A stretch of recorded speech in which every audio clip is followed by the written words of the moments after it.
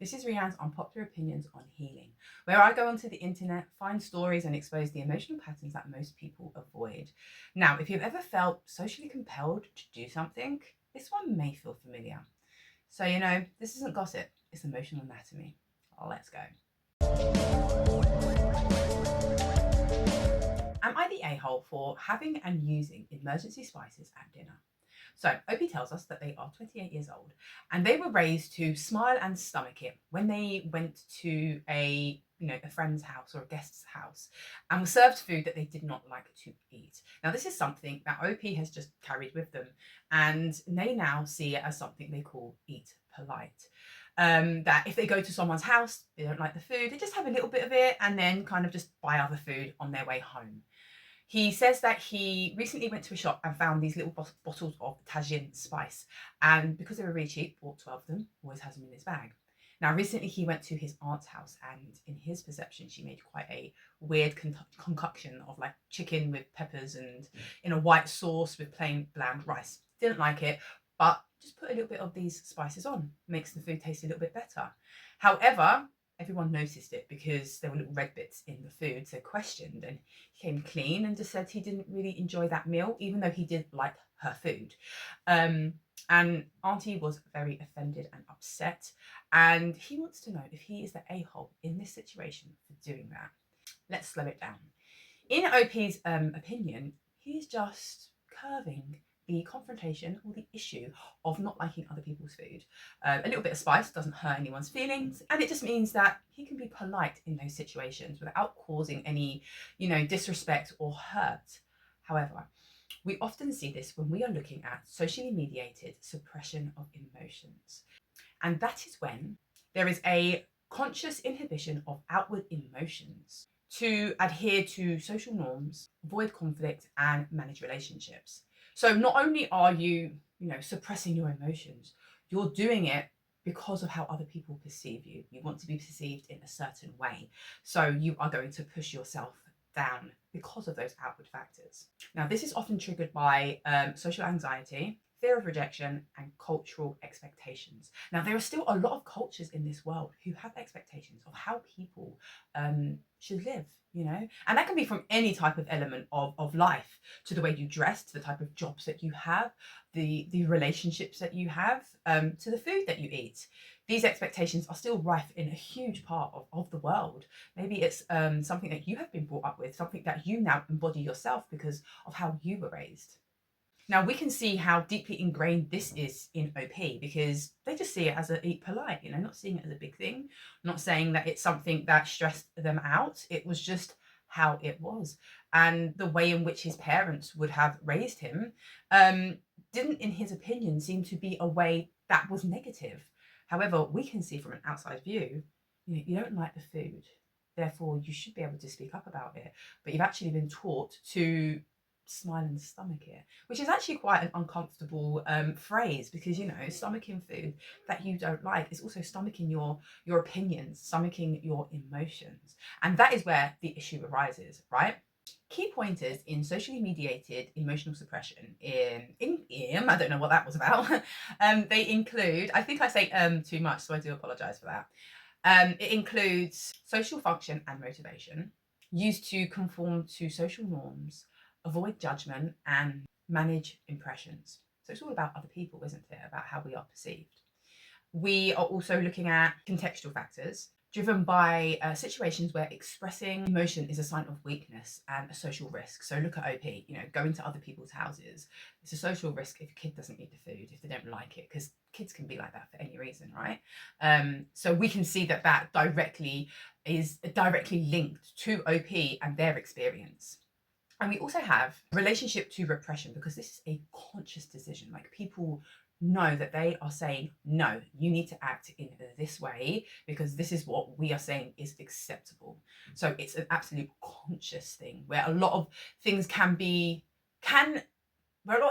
actually develop to become unconscious, which I believe, because if you look at OP, they're now just like, oh, it's eat polite, just to eat things that I don't like eating. And I know it sounds, oh, it's just food, but food is a huge part of our lives, especially when we have children. And I'm going to go into that a little bit further on.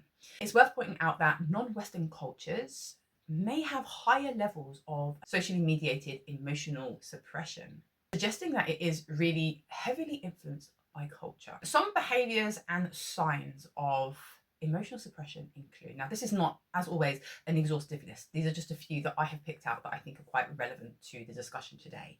It includes avoidance and distraction. So that can be overworking, changing subjects when in discussion, binge watching TV, numbing and detachment. That can show up as appearing emotionally cold or blank, feeling disconnected from your emotions. That makes me think a lot when you see families of kids who are just sitting down totally bored at like dinners and stuff, and they're not saying anything, they're not allowed to act up, they're not allowed to do anything, they just sit there with like a dead look on the face. And I think maybe other people can feel that's familiar too.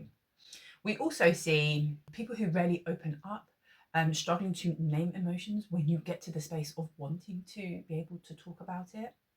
Now, as I was saying about food, if we just take a quick look back at OP, because I was talking about food earlier, and I think it's really relevant when we are talking about, socially mediated emotional suppression. Because when you go back to OP, they were told when they were a kid, if you went to a friend's or guest's house, you need to smile and stomach it regardless of what that food is that they give to you. Now, some might say, well, that's just being, polite. That's what kids have got to do. They've got to listen to what their parents say. It's not a big deal. But it is a big deal because food is one of the first things that we form independence around. Even as a toddler, if your toddler don't want to eat that food, they're not going to eat it. Your likes and dislikes are a reflection of your personality. They're a reflection of your inner thoughts and your inner authority. So when you are told as a child, you've got to eat that, even if your body's like, bleh, there's a reason why you don't like things. And if you're told you have to eat that, that's a direct message to us as children, that very malleable time in our lives, that very time of our lives where we are developing as an individual. We are being told that our thoughts, our opinions do not matter, and it's not as relevant as that other person, whoever that other person is. Now, food can connect us directly back to anywhere in the world at any time, right? Have you ever eaten something and just been like, now I've gone back 20 years to being in my grandma's kitchen, or now I can remember that holiday I had 15 years ago, that food was so authentic. And even to the point of, food, that reminds me that when I was a kid, there wasn't a lot in our home. So now I'm actually going to make sure, regardless of what my budget is, that there's food in my fridge and in my cupboard. Food is so important. It connects us deeply to our culture and our sense of identity. So when that's played with, and when we're told that we can't express ourselves around it, that is suppressing your emotions. That is pushing you down to allow something else to be the face that other people see. Socially mediated suppression of emotions is trauma. And that is not just down to the food. That's just to the, how you are supposed to act as a person from, this culture. That's what you're supposed to act like from, as a woman, as a man. You have to, even small things. It's like, big boys don't cry. Well, they do. And now there's cultures that think the men need to be the strong ones. There's strength in weakness. But, that is a trauma within itself. How many of us have had to do things that we didn't want to do? Even if it's like, at a social gathering, go give that like your weird uncle a kiss.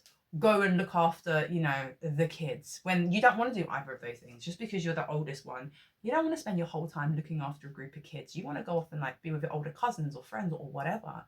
You don't want to go over to the weird cousin or uncle because there's something there that's not quite right. However, you've got to push those down because you are being told, you are expected to behave in a certain way. So we don't want to think that it's just certain cultures or cultures in the East that have, socially directed expectations, because that's something that goes all over the world to all of us. Now, as always, there is a loop whenever we've got an emotional pattern, and it's the loop that keeps us stuck in the space that we don't want to be in. However, when we are looking at it through the lens of socially mediated emotional suppression, it can be tricky because this is how people have been brought up. This is just how it's always been. Because remember, it's not always the big things. It can just be small things. And this is just how it is. So let's see if any of the parts of this cycle seem familiar or something that you feel. So it starts up here, as always, with the trigger. An emotion arises, and it is deemed messy or unacceptable by an individual or environment. So by you or, society. Brings us down here to the suppression. Rather than expressing the emotion, it is pushed down, but pushed down consciously. So we know that we are not expressing ourselves and we're just going, no, thank you. That takes us down to here. That's the social mediation reinforcement. The individual experiences some like temporary relief because, it's been suppressed. We don't have to actually deal with it, which makes you feel that that suppression was effective. However, we know it's not. And that takes us up to habitualization. Frequent use of this strategy makes it an automatic, almost invisible default response. So then the next time another emotion comes up, hey, you go back up to there and you suppress it again. And it sounds like a very, very simple loop, but that keeps us in a space of never moving forward. And I can see why people would respond like this. It is the easy option. It is what you have always done. When you push the emotions down, you don't have to deal with that inner or outer conflicts because, it may be tricky situations. It may be, confrontations by other people. And if you just suppress yourself, then you don't have to deal with it. But suppressing those emotions, it's just pushing them down. It doesn't mean that you're filtering them out. It doesn't mean that they're coming out from other spaces. You're just pushing them down and down and down. And we all know that bottled up emotions will stay there. And at some point, they will pop out. Okay. And that is when we start having, anxiety and anxiety attacks. That's when we start experiencing depression. That's when we start questioning our own self-worth, questioning our own purpose in life. This is a lot of struggle, and our mind gets trained to behave in certain ways. And it's only when we have awareness and we actually listen to those discomforts, those little voices in our own minds, that we go, actually, I need to look at this a little bit closer because this doesn't feel quite right. Your intuition is still there, even if you have always chosen not to listen to it. And that sound will get lower and lower, but it doesn't mean it's going to disappear. And the more you start listening to yourself, the louder your intuition will be, allowing you to hear yourself clearer and clearer every time. You owe it to yourself to deepen your connection with you, okay? Because the things that we are taught as children were things that we had to follow back then. But now as an adult, you are the leading adult in your life, okay? You don't need to follow to what other people tell you to do. And yeah, you owe it to yourself to be authentic and to listen to that inner voice because it's there for a reason. It's there to guide you. Otherwise, before you know it, you are passing down the trauma that you received to the next generation, whether that be your children or the younger people in your family. And then you become the adult, that figure that you didn't like, the person that stopped you from being the expressive person that you wanted to be. You end up becoming that exact person yourself. This brings us to a point of reflection. So, as always, there are two things. Have a look down in the description box because I have put right at the bottom a reflective activity for you to do in your own steam. It is called the 5 R's framework. And the 5 R's framework is a way to analyze moments of emotional suppression, to be able to work through it, become reflective, and gain perspective on how you would change the outcome and your actions if you were given an opportunity. So please do have a look down at that because that can really help you processing and understanding what's going on in your own life. Then 2, I have got some questions for you. 4 questions. So listen up, and I would like you to maybe grab your journal so that you can jot these down in your own time and see where they lead you. Which emotions do you find challenging and why? How did my family or culture teach me how to handle my emotions? 3, how does my body feel after I have pushed down an emotion? 4, how can I better nurture self-attunement and listen to my inner self? Now, remember, healing isn't about being perfect. It's about awareness of what drives it. So if today's pattern resonated, sit with it gently. So until the next reflection, I hear you, I see you, and I feel you. Bottoms up.